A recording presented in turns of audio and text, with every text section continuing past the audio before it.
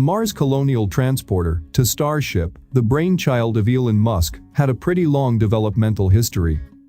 This video will address the key developments happened from 2007 to 2020 for this ambitious rocket. So, let's dive into rocket science. Everything started in 2007 when Musk stated a personal goal of enabling human exploration and settlement of Mars. The launch vehicle was initially mentioned in public discussions by the SpaceX CEO, Elon Musk, in 2012, known as Mars Colonial Transporter. Also, SpaceX began development of its Raptor rocket engine in the same year. In February 2014, the principal payload for the Mars Colonial Transporter was announced to be a large interplanetary spacecraft capable of carrying up to 100 tons of passengers and cargo to Mars. In his September 2016 announcement, Musk noted that the name Mars Colonial Transporter would not continue as the system would be able to go well beyond Mars. And a new name, Interplanetary Transport System, was selected. Later in 2017, ITS was renamed into BFR, or Big Falcon rocket.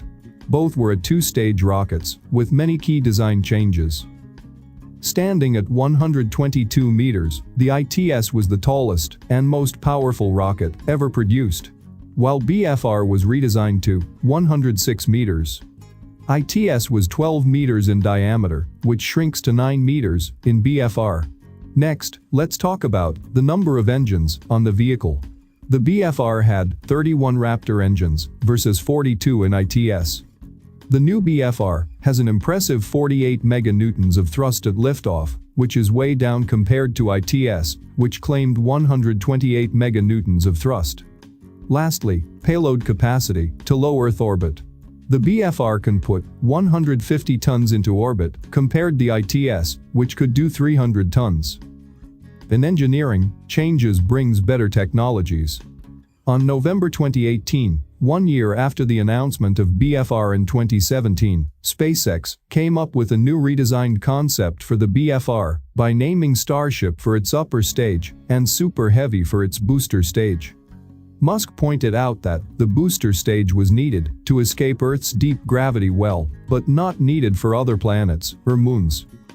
The key design features of this design includes increasing the total height from previous 106 meters to 120 meters.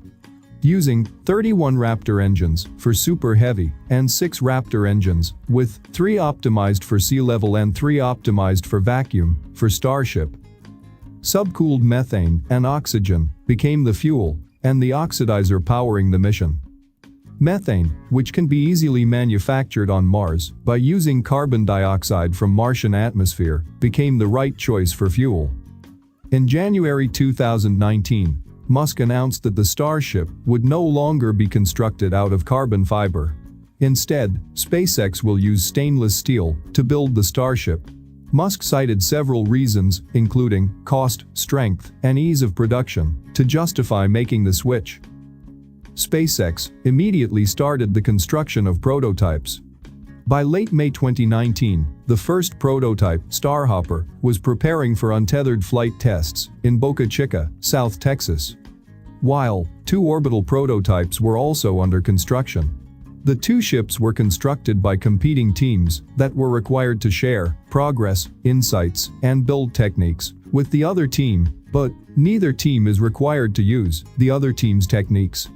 In July 2019, the Starhopper made its initial flight test, a hop of around 20 meters altitude, and a second and final hop in August, reaching an altitude of around 150 meters.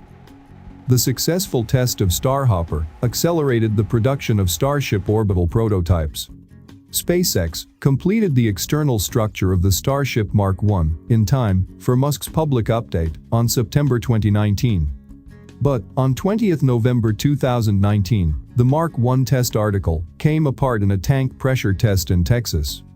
The same day, SpaceX stated that they would stop developing Mark I and Mark II and move on to work on the Mark III and Mark IV articles. A few weeks later, the work on the vehicles in Florida paused, and Starship development work started focusing on the Texas site.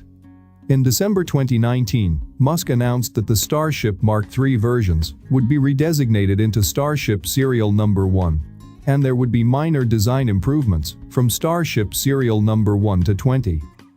SpaceX began construction of the internal components for the vehicle in December 2019 and started stacking Serial Number 1 at Boca Chica 2 months later. Serial Number 1 failed a cryogenic pressurization test on 28 February 2020 due to a design failure in the lower tank thrust structure. After the incident, SpaceX announced that they were focusing their efforts on the next test article, Starship Serial Number 2, and conducted a successful test of Serial Number 2 tank structure on 8 March 2020.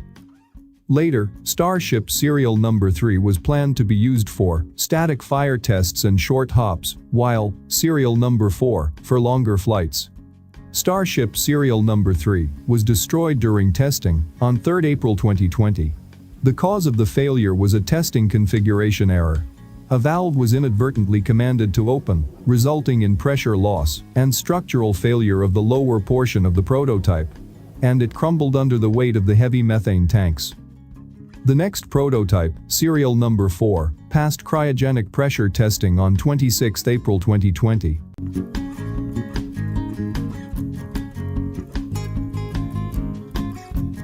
But it was destroyed on 29 May 2020 after a successful static fire test of its single Raptor engine due to a failure with the ground support equipments.